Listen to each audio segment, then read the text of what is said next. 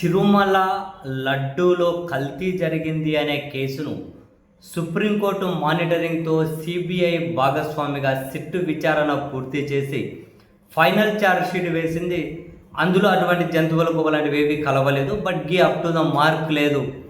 దానికి కారణం ఇక్కడ ఉన్నటువంటి కొందరు ఉద్యోగులు, కంపెనీలో ఉన్నటువంటి కొందరు ఉద్యోగులు కారణం అని చెప్పి సుప్రీంకోర్టు నియమించిన సిబిఐ సిట్ తేల్చింది. సో అది చంద్రబాబు నాయుడు గారికి, వాళ్ళ డెప్యూటీకి, వాళ్ళ ప్రభుత్వానికి చాలా పెద్ద ఎదురుదెబ్బ. వాళ్ళు ఏదంటే అది మాట్లాడారు. జంతువులకు Pig fat, fish fat, cow fat అని. అది వాళ్ళకు ఎదురుదెబ్బ అయింది. సో పూర్తిగా డిఫెన్స్లో పడిపోయారు. ఆ తర్వాత చంద్రబాబు నాయుడు గారి సర్కార్ ఏం చేసింది?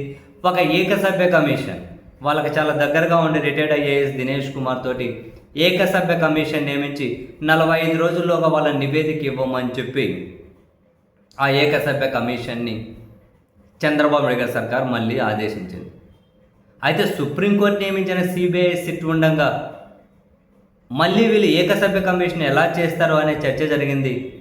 అండ్ దీని మీద క్లారిటీ కోసం సుబ్రహ్మణ్య స్వామి గారు సుప్రీంకోర్టులో ఒక పిటిషన్ వేశారు.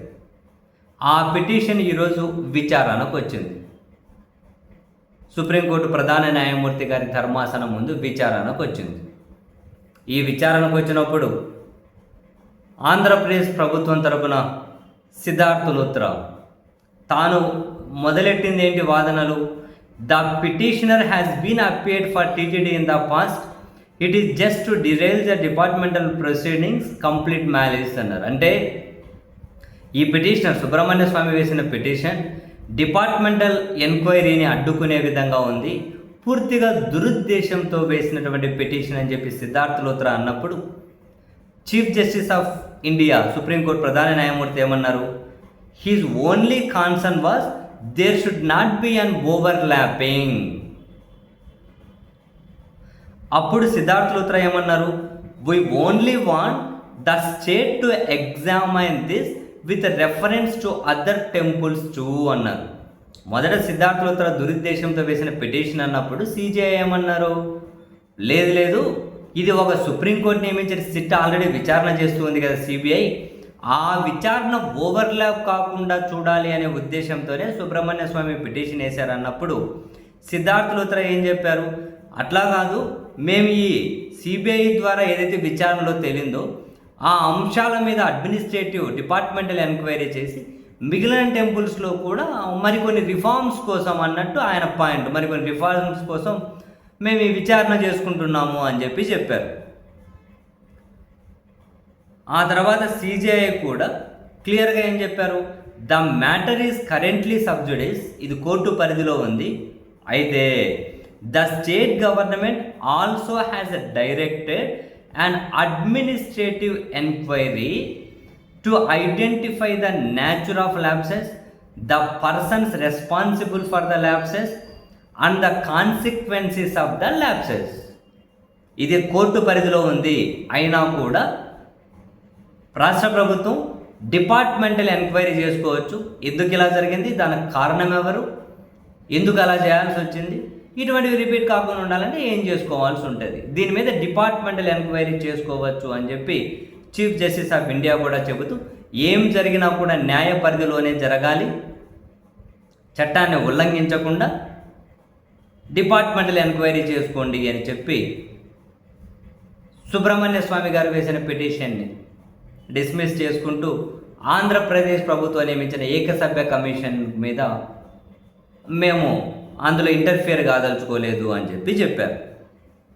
అంటే ఏంటి? ఇప్పుడు చంద్రబాబు నాయుడు గారు నియమించినటువంటి కమిటీ, ఏకసభ్య కమిటీ, డిపార్ట్మెంటల్ ఎంక్వైరీ మాత్రమే చేయాలి. ఇలాంటి తీర్పు సుప్రీంకోర్టు ఇప్పుడేమీ కొత్తగా ఇవ్వడం లేదు. ఈ మొన్న 2023లో కూడా టోయక్ వర్సెస్ స్టేట్ ఆఫ్ మెగాల్యాండ్ విషయంలో ఇలాంటి తీర్పే ఇచ్చింది. ఇటు క్రిమినల్ విచారణ, అటు డిపార్ట్మెంటల్ విచారణ రెండు ప్యారలల్గా జరగచ్చు అని. అండ్ 1999లోను అప్పుడు కూడా Paul Anthony versus Bharat gold mines private limited కేసులోను సుప్రీంకోర్టు క్రిమినల్ విచారణ, డిపార్ట్మెంటల్ ఎంక్వైరీ రెండు కూడా ప్యారలల్గా జరగచ్చు అని చెప్పింది. 1996లో కూడా BK Meena versus state of Rajasthan కేసులో కూడా departmental enquiry and criminal enquiry రెండూ కూడా ప్యారలల్గా విచారణ జరగచ్చు అని చెప్పి సుప్రీంకోర్టు క్లియర్ కట్గానే చెప్పింది. ఇప్పుడు కూడా రాష్ట్ర ప్రభుత్వం ఏకసభ్య కమిషన్ నియమించుకొని డిపార్ట్మెంటల్ ఎంక్వైరీ మాత్రం చేయాలి, అది సిబిఐ చేసిన విచారణ ఓవర్లాప్ అవ్వకూడదు అని క్లియర్గానే చెప్పింది. సిబిఐ చేసిన విచారణ క్రిమినల్ విచారణ, వీళ్ళు ఒక ఉద్యోగి యొక్క డిసిప్లినరీ యాక్షన్కి సంబంధించి మాత్రమే చేయాల్సిన విచారణ. అంటే ఇప్పుడు చంద్రబాబు నాయుడు గారు నియమించిన ఏకసభ్య కమిషన్ అన్నది కేవలం ఉద్యోగుల డిసిప్లిన్, వాళ్ళ ఉద్యోగ నిర్వహణ నిబంధనలను పాటించారా లేదా, పాటించకపోతే ఎందుకు పాటించలేదు అనే దాని మీద విచారణ చేయొచ్చు.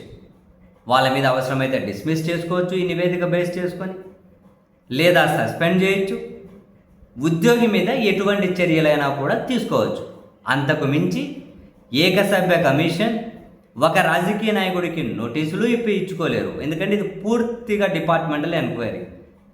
తాజాగా సుప్రీంకోర్టు ఇంటర్ఫియర్ కానిది కూడా ఇది ఒక డిపార్ట్మెంటల్ ఎంక్వైరీ కాబట్టి ఇంటర్ఫియర్ కావడం లేదు అని చెప్పి క్లియర్గా చెప్పారు. సో వీళ్ళు ఒక రాజకీయ నాయకుడికి నోటీసులు ఇచ్చి విచారణ చేయలేరు. ఇప్పటికే సిబిఐ విచారణ చేసి ఫైనల్ ఛార్జ్షీట్ కూడా దాఖలు చేసింది కాబట్టి ఆ సిబిఐ విచారణను ఎలాంటి ఇన్ఫ్లుయెన్స్ వీళ్ళు చేయలేరు, దాన్ని సిబిఐ విచారణ మీద ఎలాంటి రివ్యూకి వెళ్ళలేరు. సిబిఐ విచారణను వీళ్ళు ఏ పరిస్థితుల్లో కూడా ఓవర్లాప్ చెయ్యలేరు. కేవలం ఒక ఉద్యోగి మీద చర్యలు తీసుకోవడం కోసం మాత్రమే వీళ్ళు విచారణ చేసుకోవచ్చు. మరి ఇప్పుడు చంద్రబాబు నాయుడు గారి సర్కారు ఏం చేయొచ్చు?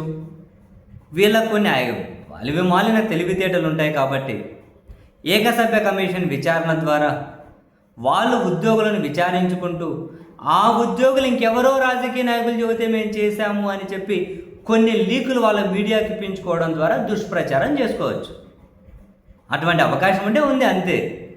దాన్ని కూడా అటువంటి ఏదైనా దుష్ప్రచారం జరిగితే అలా దుష్ప్రచారం ఎదుర్కొనే వాళ్ళు మళ్ళీ కోర్టుకు కనుక వెళ్ళి పిటిషన్ వేస్తే సుప్రీంకోర్టు ఖచ్చితంగా ఇంటర్ఫియర్ అవుతుంది. ఒక ఉద్యోగి డిసిప్లినరీ యాక్షన్కి సంబంధించి ఎక్కడ తప్పు జరిగింది, ఎందుకు తప్పు జరిగింది, రిపీట్ కాకుండా ఉంటే ఏం చేయాలి, వేరే గుళ్ళలో కూడా ఇలా జరగకుండా ఉండాలంటే ఎలాంటి మెజర్స్ తీసుకోవాలి అనేది మాత్రమే వీళ్ళు విచారణ చేస్తారు. సుప్రీంకోర్టు చెప్పింది కూడా డిపార్ట్మెంటల్ ఎంక్వైరీ మాత్రమే.